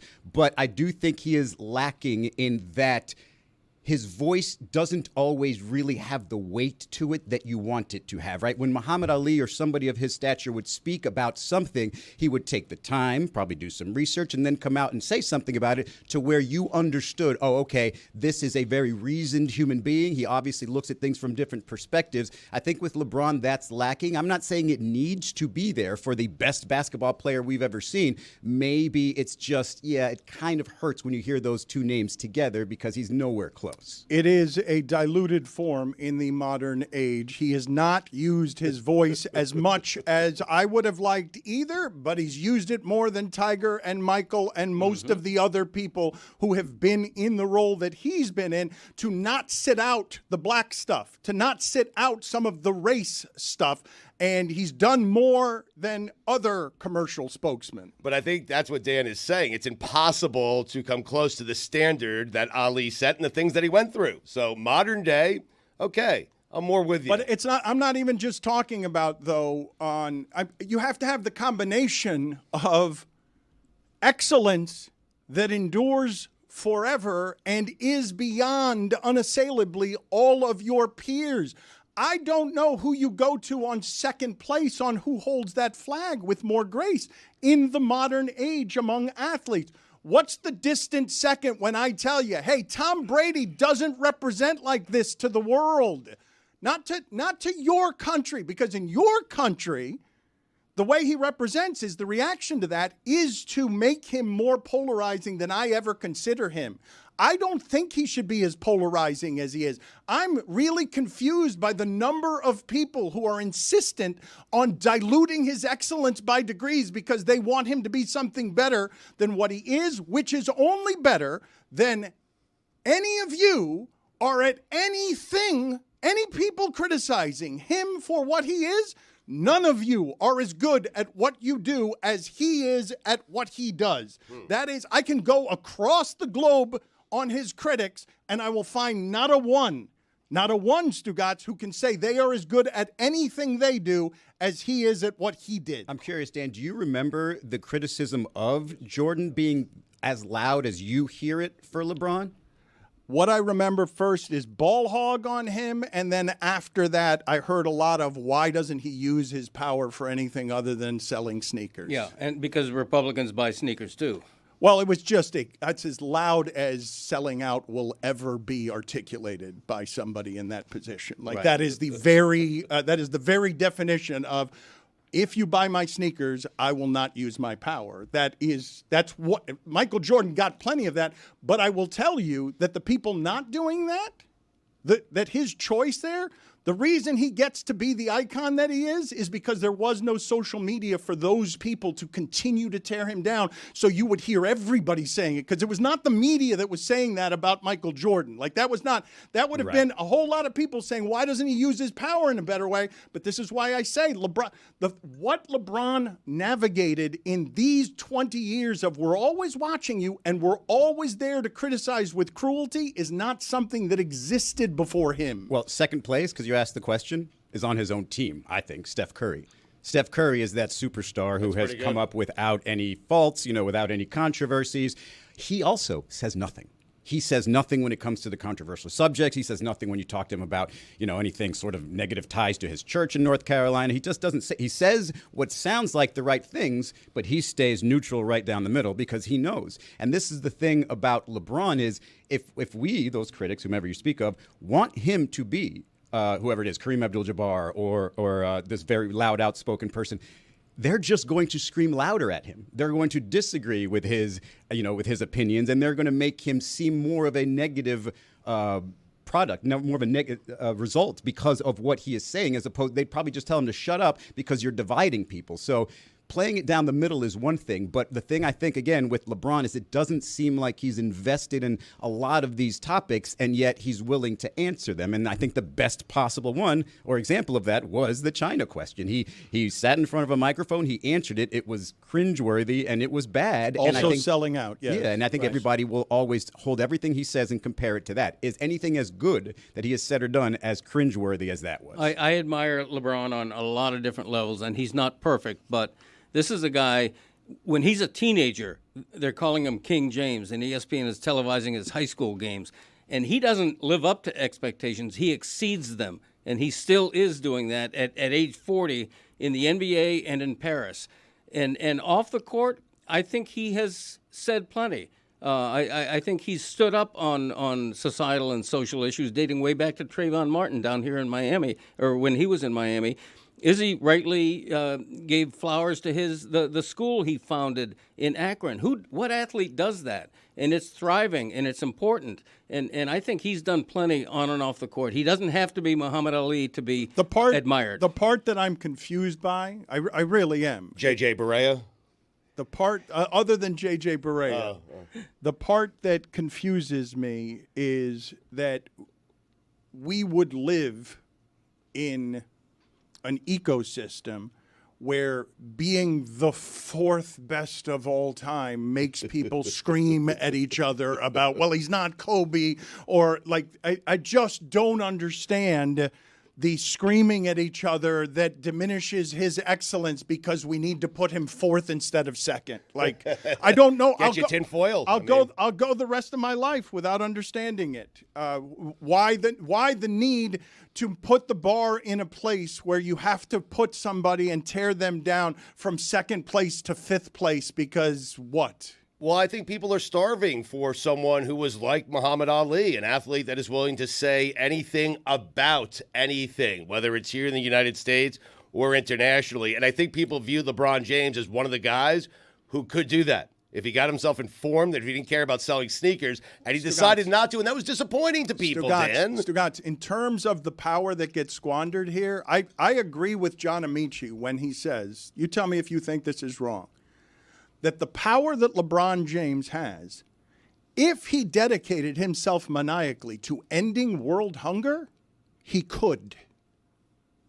I mean, first of all, tell me something John Amici says that I don't agree with. All right, that's going to be the more difficult one. But yeah, I think with LeBron, I just look. Does he want to be this person? I don't think so. I think we see him more so even than Michael. He cares about what people think about him. He did not like all the booing. He wants to stay as neutral as possible on these subjects while he's playing, at least. After he plays, who knows? Maybe he lets out some more, political opinions, but as of now, he seems to be doing it the right way. And whether you say, other athletes will take that sort of a sacrifice and give up a little bit of their career, a little bit of their fandom just for these purposes, maybe he thinks there's plenty of time because 40, not that old. In terms of ending world hunger, I get what you're saying, but so could Taylor Swift. So could Beyonce. So could Elon Musk. So could Bill Gates. I mean, it just takes money and a voice, and he has the voice more than the money, LeBron James. But I'm not going to fault him because he's not ending world hunger. You know what I'm saying? Put it on the poll, Juju. Do you fault LeBron James because he's not ending world hunger? It's a lot to put on someone. I mean, he's just one man. Understood. Dan, you really liked that photo, didn't you? Seems like that photo has brought out so much in you. I think the most important part of this is to remember, comparison is the thief of joy. And we're robbing ourselves an opportunity to celebrate this man because we keep comparing him to what people are so sensitive about. If we can just try to just put down the phones, put down your Twitter fingers, and let's just applaud LeBron for what he's actually doing. Like right now? Okay. I mean, yeah. There you go. Izzy. Don't celebrate too much. Don't celebrate too much. He hasn't won the gold yet. That's right. True that. That's right. Thank you, Jessica, for that proper bit of perspective. It's not the photo, Izzy. It's that I don't believe that we get very many chances in real time to appreciate history while we're a part of it. And I'm the thing that actually got my attention on this was seeing and hearing Dwayne Wade and Carmelo Anthony on their podcast sort of try and reframe how their careers could have gone if they'd made different choices, while the guy is still playing out there and they're well behind him, and they're the greatest I've seen. Like on the Olympic team. They're among the greatest I've seen. And because we've spent the last 20 years comparing him to the ghost of Michael Jordan, it just illustrates again and again that he has no peers. He's got no peers in the modern age, and I'd like that history appreciated now. We didn't allow Ali and Jordan this while they were coming up doing it. We only gave it to Michael after he won 6 in a row. I think LeBron is the only reason I don't feel really old because he's still in the league. Like 2012 feels like yesterday. Yeah. I wanted to get to this earlier, and I failed to get to it earlier. So let me get to the expertise of Izzy Gutierrez and Greg Cody as it comes to the Dolphins, at least telling us publicly we have a quarterback for the next 4 years. We have been talking about the price tag on that for a while. I really thought it was unusual the way that the money became so important that Tua himself is going to a microphone and chanting to the crowd, So weird. Show me the money. Really weird. Athletes are so much better at hiding that usually, not saying the quiet part out loud, pretending that they care about other things more than that. It's also going to be used against him if he plays poorly. Oh, I mean, Well, he's coming off of what? I mean, he's making $23 million million or something. It's not like he went from a minimum contract to fit. He was making, 8 figures already. That was kind of cringeworthy and a little shocking. And it kind of what my whole take on the Tua thing is, now we're going to know exactly what type of winning personality you have. Like, they showed a lot of his personality in Hard Knocks, and he's likable, lovable at times, but is he a guy that somebody's going to follow at this level? Because now all the pressure's on him. He's a little goofy. He was way too excited about Christmas gifts. Way too the excited. Secret Santa, way too into the Secret Santa. Yeah, he didn't serve himself well by chanting, show me the money. How about you show me a playoff win? Well, here's the thing. And when it says all the pressure is on him, okay, it's a pretty small sample, but he hasn't won in the playoffs. Granted, he's only been one of the 2 losses in the playoffs in his time. The Dolphins have lost 10 of the last 13 games in the past 2 regular seasons and playoffs, which is why they ended up blowing the East title and had to play a road playoff game. All of that That's a great stat, by the way. The last 2 years, they're 3-10 down the stretch. Yes, and all of them, to some extent, are on Tua. He's been injured for some of those 2 years ago, but still, all of the pressure is on him now. All of the money is on him, and all of the pressure is on him. But the contract is better and better the more I hear about it. Okay, only $93 million of that total guaranteed money is fully guaranteed. That's 44% of the total. His salary cap, I hate the phrase salary cap because I usually don't delve this deeply into it. His salary cap hit, the contract was structured, is only $9.5 million this year, which means they can sign another guard, they can sign a defensive tackle, they can extend Javon Holland, they can rework Tyreek Hill.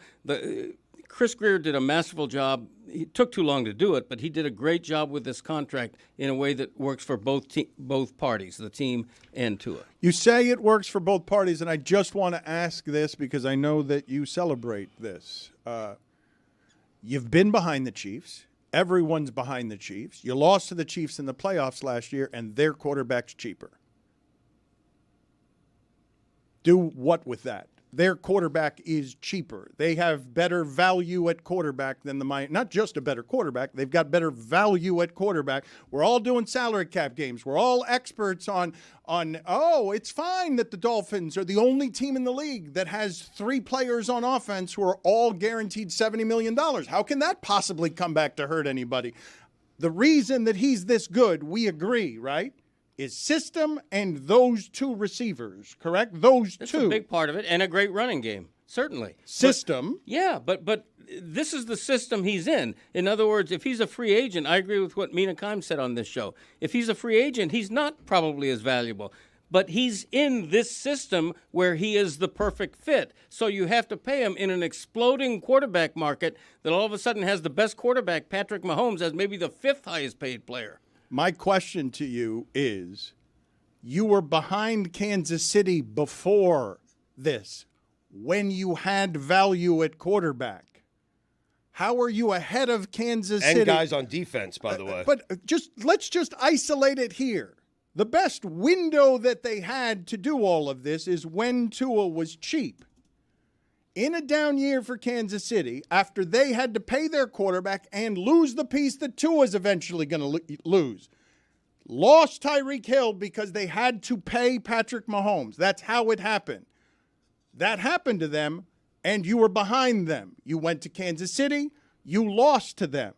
Now you don't have the advantages of having value at quarterback. Now you have a quarterback that you have to pay more than Patrick Mahomes is making.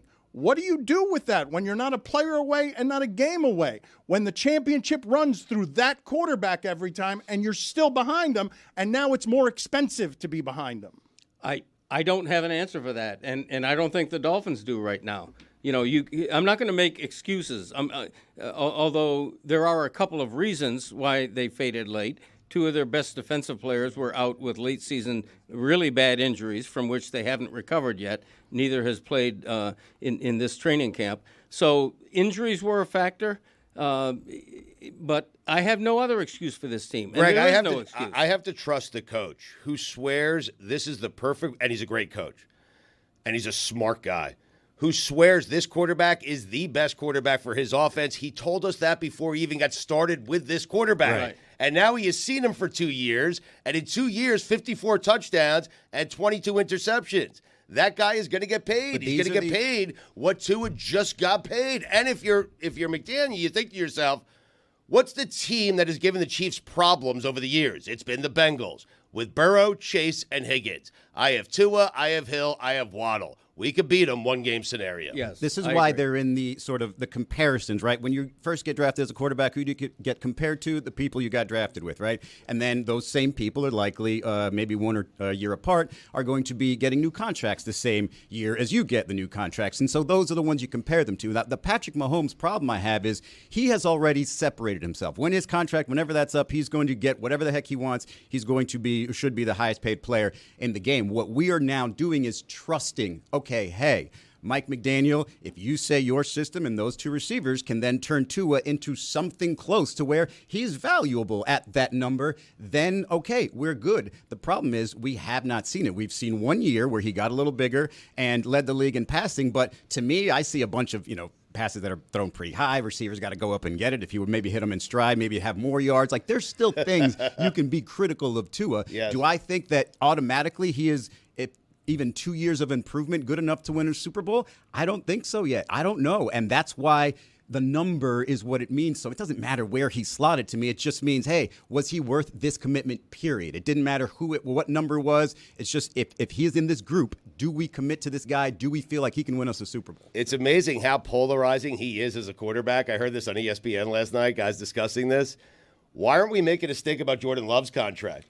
Well, some people are. Some people are surprised at the amount of money that he got. I mean, the reason is, correct me if I'm wrong, the last time we saw Jordan Love, they were crushing It's Dallas, a smaller sample size, in a playoff and he was game. impressive. Right. Yes. And so people fall in love right But he away. won a playoff game on the road, right? It's not just Jordan Love either. To your point, quarterbacks you don't think of as $50 million a year quarterbacks have gotten those deals. Yes. Trevor Lawrence, Jared Goff. I mean, you don't have to be Patrick Mahomes now to command that kind of echelon in salary. That's just the fact. That's just the way the NFL is right now. I think the difference is with a guy like Tua, you pay that money, you say, okay, with Mike McDaniel, with Tyreek Hill, he can get us one.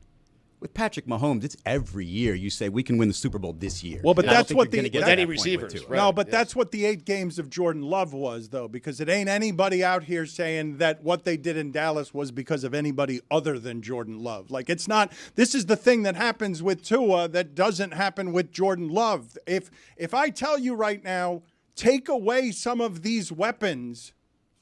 Now, what do you have? I think you're going to get a lot more doubt right now for Tua than you're going to get for Jordan Love. Jordan Love was doing it with Romeo Doubs. Yeah, right. And he's doing it in cold weather, and you see him do it outside of the pocket. With Tua, you have questions about him outside of the pocket, in cold weather. For Tua, it all has to be perfect. 3-step drop, get it out. And if it's not that, he becomes an average quarterback. So that's the difference. I'll give you the movement, right? He's not great out of the pocket. He's bad out of the pocket. Maybe he's better at that now. That he's lost a little bit of weight. Wow. It's his accuracy, though, but it's that offensive line. He doesn't have the same offensive line Jordan Love does. Jordan Love can be comfortable back there. Tua has not only uncomfortable from the beginning, but then had 2 head injuries, and now is back, had a year where he can get some comfort back there, but he does not have the time that Jordan Love has. That's overstated, I think. I think the offensive line the last couple of years has been fine. Like a few years ago, it was really bad. It's fine for 2 seconds. We got Armstead. Right. It's not great. But when Armstead plays and Connor Williams was in there, the offensive line has been fine the last couple of years. Well, the quick release is for a reason. It's to protect Tua. Yes. And it's because the offensive line is untrustworthy. But it's funny because in the second playoff game, the last thing we saw from Jordan Love was at San Francisco in a game in which they could have won. They were down 24-21. He threw an interception on the last play. Okay, and it was a bad one. All right. Yeah. Well, that should be how we define all quarterbacks. The last pass they threw. I believe we should agree. All of us should agree that if your last pass loses the game, you shouldn't get $55 million.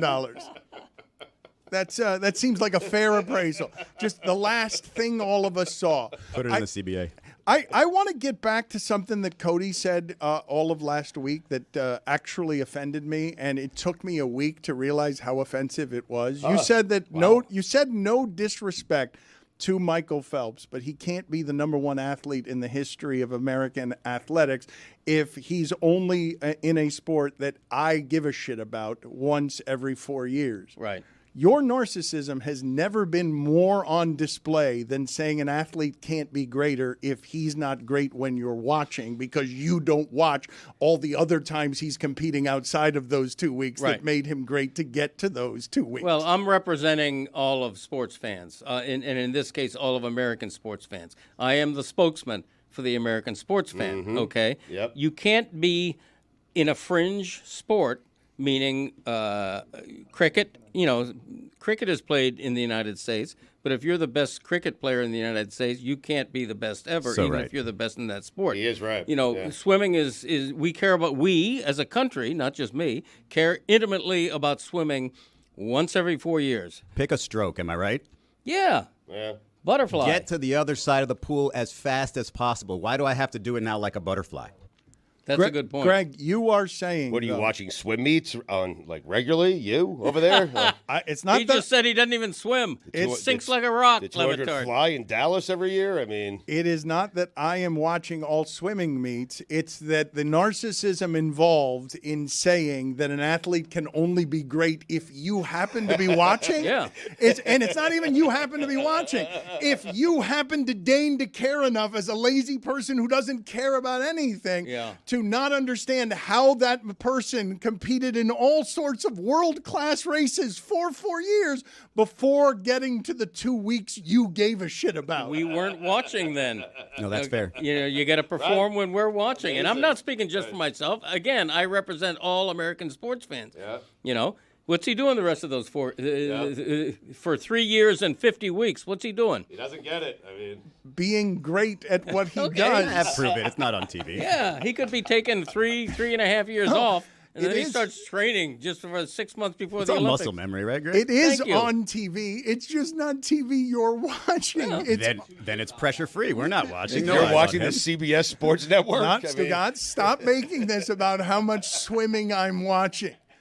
I'm not watching a lot of swimming. You have not boxed me in Let's on open anything. up the phone lines. All the swimming fans across the country, give us a call. Give us the expertise. Yes.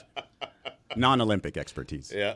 How are you so comfortable tearing down the greatness of others as if your greatness is such an amazing greatness? First of all, I didn't say that. Second of all, when you begin the sentence with all due respect, you know, you're allowed to be critical. Yeah. You know, with all due respect, a bronze medal is pretty great, but it ain't gold. Yep. So don't act like it is. All due respect is usually followed with a lack of respect. I feel like it's almost the opposite. You can almost guarantee if someone has started a phrase with all due respect that what's coming after that is not respectful. So end it. Yeah. End it with the phrase all due respect. We're correct on this, right? This is not. Does it not put an antenna up for you when someone says with all due respect? They're warning you that disrespect is on the way. It's almost. It's right around the corner. It's almost. I don't know that there's another phrase like this in the American language that allows us to arrive where you're on guard now for this person. No offense is good. No offense. Yeah. You're offense wrong, is Dan. coming, right? No No, with offense. all due respect, you have to take a second and you have to take in the respect. You have to let it sink in so that when the other half of the statement comes, you're not as hurt, right? So with all due respect, Greg, and then you just give a long pause and just let them sort of feel good about it, and then you give them the bad news, and then they're just neutral again. Right. Or you could be like incredibly accurate and say with all minimal respect or with all partial respect. But it just doesn't flow like with all due respect. Right. So you got to say due even though you mean partial. Which one's better as a threat that the opposite is coming? No offense or with all due respect? Which one for you guys brings up the possibility that what is coming here I really need to be alert about because it's possibly offense and disrespect? Yeah. With It's all due definitely no respect. Really? It's no Wow. offense. I Because think you're it's no about to offense. tell me something that I know I'm not going to like, but I have to be okay with it. No offense. I can't hold offense.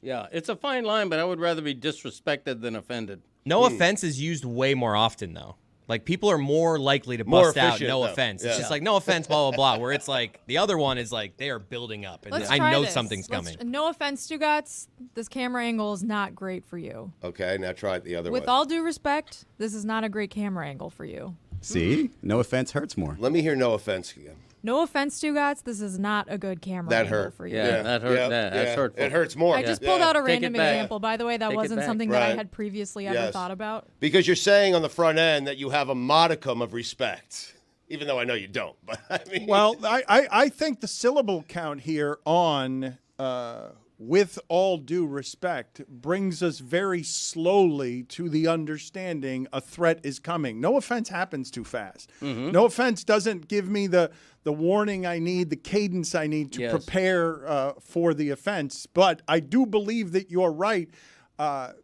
When you say no offense to somebody, that I'm going to be offended, I believe is a stronger feeling than the feeling of a warning of disrespect. Yes. But I'm going to be offended by disrespect as well. Am I not? Am I not also going to be offended? we by are normally they respect you. Yeah. It's with all due respect. Right. But not this time. Let's see if I'm doing this right. Yes. All right, Greg? Yeah. With all due respect, you are the greatest columnist in Miami Herald history. No, that's go That's sit in not the it? go sit in the You penalty said something box. nice. Go Yeah, sit you in the said penalty something box. nice. You don't. Is that gonna you're get me not- to your party? You don't know how to With do all it. due respect, yes, Greg, yes. there's been better columnists. That's fair. No offense, Greg, No, but that's there's fair. been better Right. columnists. Right. Which one hurts more, though? When you say with all due respect, you got to wrap the disrespect in velvet. It has to be, you know what I mean? I'm torn on this. Yeah, I'm going back and forth. The reason I'm torn. This is the reason I'm torn.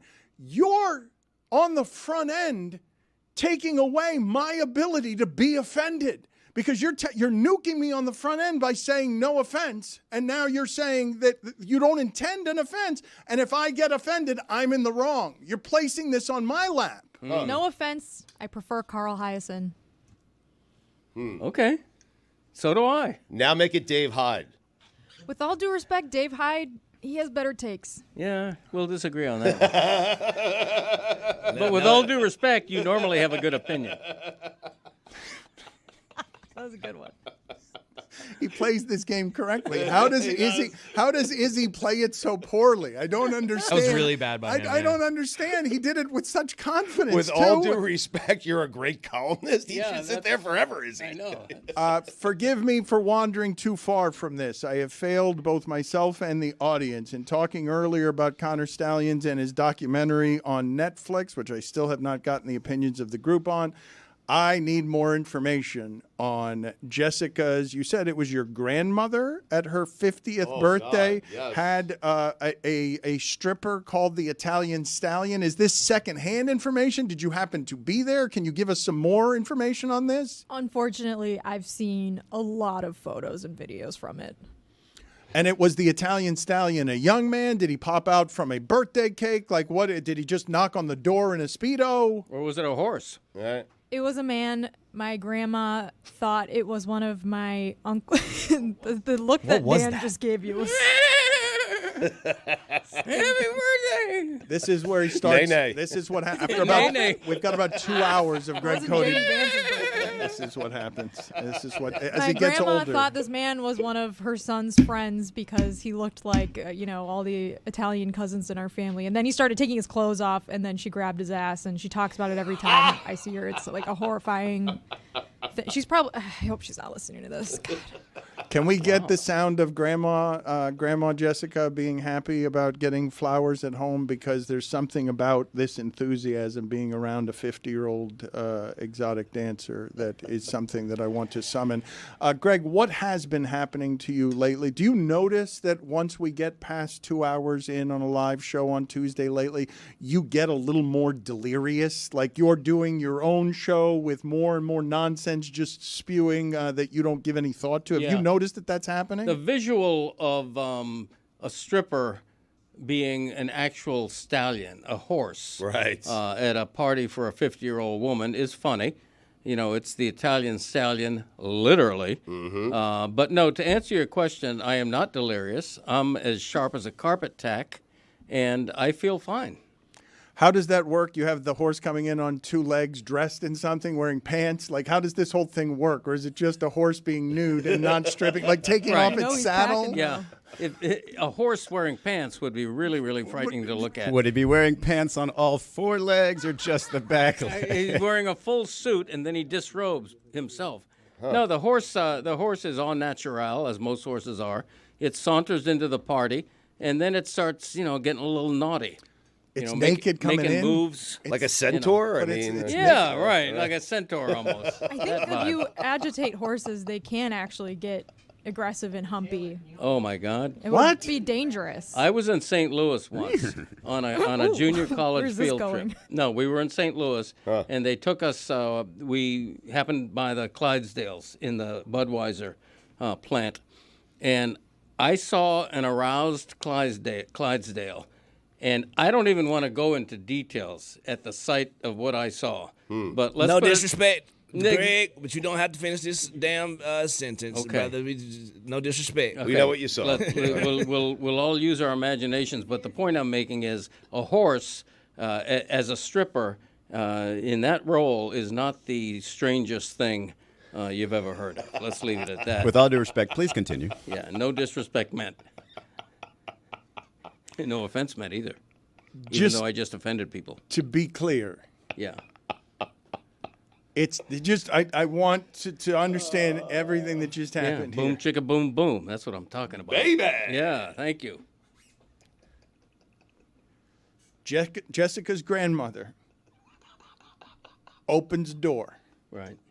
and what is standing in front of her on two legs for her birthday Right. Or 3.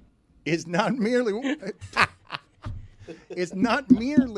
a horse not wearing pants, because you said all natural, which means no saddle either. Right. Right? Yep. Aroused. Yes. Also aroused. Yeah. That's the image you wanted to conjure for us. Yes. Fully engaged, fully engorged. And you're not delirious. Right. You're fine. Sharp as a carpet tack. Yeah. Holy crap. Holy crap!